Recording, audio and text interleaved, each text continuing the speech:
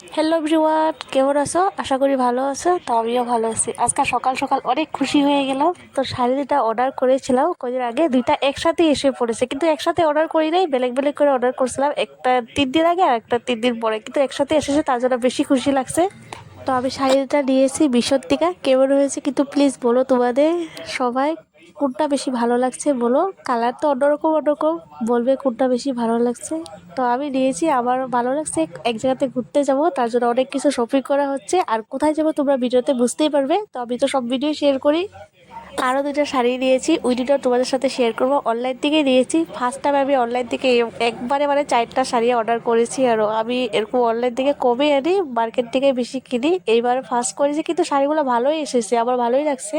আর তোমাদের কোনটা বেশি ভালো লেগেছে বলো তো? এই যে পিঙ্ক কালারটা না ব্রাউন কালারটা, কোনটা বেশি ভালো লেগেছে? আমার তো দুইটাই ভালো লাগছে, তোমাদের কোনটা ভালো লাগছে কমেন্টে একটু বলো। তো আজকে আমি বাই বাই। আবার নেক্সট ভিডিও একটা নিয়ে আসবো তোমাদের সাথে।